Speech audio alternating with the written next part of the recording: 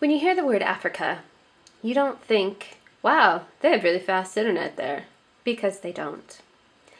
When I left off, I had started in South Africa with the wonderful Heather, Tribal Angel, and visited Cape Town where Nix and Cash are, and then I went to Port Elizabeth with Melanie, and then Durban with Tara and Eileen, and then I went up to Namibia with Sasha and saw the Himba people there and danced. And then I lost contact with you because, as I said, Africa, not known for its fast internet. So I thought we should just sit down and catch ourselves up to speed as what I've been doing on my winter vacation. This here is Victoria Falls in Zambia, and this is where I'm going to start off. It was dry season with the falls, but they're still pretty amazing. I met up with an overland tour, that was the truck flashing by, and we drove through Malawi, Zambia to Malawi to Tanzania. This is Malawi. That was a funny warthog sculpture.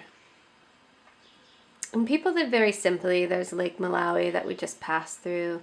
Lots of truck drivers fall off the road because they drive for too long and they're sleepy. Fruit stands, tuk-tuks, tuk-tuk ride and races, man with a cow. Here we are going to Zanzibar, beautiful town. Had Christmas in Stonestown, that was Christmas. Went to a spice farm. Went north to one of the most beautiful beaches in the world. It's true. Got my hair did. Took a boat ride to an island that used to be a prison, turned into a 4-star resort, turned into a home for tortoise. I don't know. Night markets, and then back to Tanzania. Oh, this is where my mango fly and got taken out of my butt. Serengeti with the Maasai, and New Year's we spent in Ngorongoro. It's New Year's sunrise at the Ngorongoro crater. Lots of lions. Beautiful place. The Maasai crossing into Kenya where they have fancy buses. This is Rwanda, where I went to see the gorillas. That is the family of gorillas that we got to see. I always think of belly dancers with their swords and these ladies going, bitch, please. So we had to take a 2-hour hike up to see these amazing creatures. I fell into a patch of stinging nettle. That was fun. And then stinging nettle will get you through your clothes too, which I found out. But just absolutely amazing creatures. I went to a wedding. Got invited to one. I got to make a speech because I'm a foreigner. That was cool. And at Coca-Cola Products, big deal with weddings. I don't know why, but there it is. And a spade for prosperity and farming. More Coke products. I wonder if Coke knows how important they are. From there I flew to Ethiopia. Here's my modern day shepherds. Ethiopian jazz, coffee, food, more shepherds. That was about my trip there. And celebration. So Timket, which is Epiphany, is huge in Ethiopia.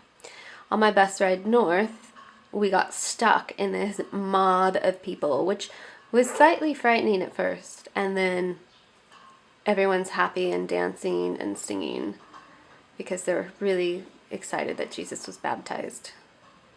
Horses, fancy horses. Saw some horse racing, that was really beautiful as well. People next to me on the bus.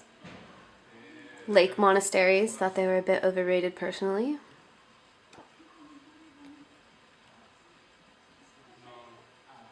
Coffee ceremony, best coffee ever in Ethiopia. This is headed farther north in Gondar, and that's where the festival is really big. And it was beautiful. I got to dance with some of the ladies. Went to the churches. Castles. It's a castle complex. There's about 6 of them. More shepherds, more celebration, more selfies. Beautiful, beautiful church. Really small, but the paintings are pretty interesting. Flight to Lalibela. Despite my ups and downs with Ethiopia, or my downs, it wasn't horrible, but Lalibela is a must-see on any traveler's list. It's amazingly beautiful. It's all carved into the stone or into the ground for protection from warring forces. And people couldn't see the churches either if they're set into the ground. So I did really enjoy Lalibela. It was magical. Although the tourist industry there is shit for independent travelers, and they're fucking crooks, so you have to watch out for that. Not all Ethiopians, lots of Ethiopians were nice. I'm just saying the tourist part. Seeing the hyenas, that was pretty amazing. They taught the hyenas to come up on your back with their knees bent so that you don't get your jacket dirty. And FYI, the hyenas were afraid of the cats. So when there was meat to be fought over, the cats would win. They started feeding them so that they wouldn't break into the tannery and eat the meat. Or eat the skins that were being dried. That's the story. Now they just like wander in the houses, and you don't pet them or anything. They're still, of course, wild animals. My flight to Saudi Arabia, even the cartoon characters wore burqas. I get to Morocco. Had a great time. The ladies there wanted to dress up in our costume. I don't know if I should be showing you guys this. Oops. Donkey. Morocco. This is Dar City Bunu. It was a really amazing, amazing, magical place. Camels. Rakia and her cooking. Guys playing music. The market. I had a great time there with Carol Buckley. Thank you for bringing me down, and to Nancy for letting me into your place. Tea, so much tea in Morocco. Out on the dunes with these beautiful ladies. Cooking, music, dance. Can't get much better than that. Rakia and her cake. And then Marrakesh. Sometimes backpacking looks like this. Ugh. A prison. Marrakesh, where I just could not stop shopping. And there's the hammam. Kitties eating leftover heads. Oh, so much shopping. And then finally I can take the train away. Shoes, shoes, shoes. Backpack. That's what I'm carrying. Ugh. Train. And then here I am in Sevilla, and I'm about to start embarking on flamenco classes. So I think that about catches us up.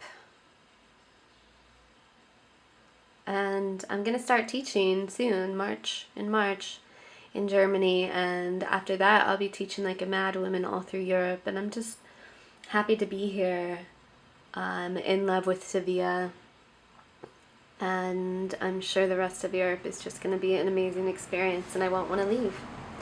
Alright, so until our next blog post, see you then.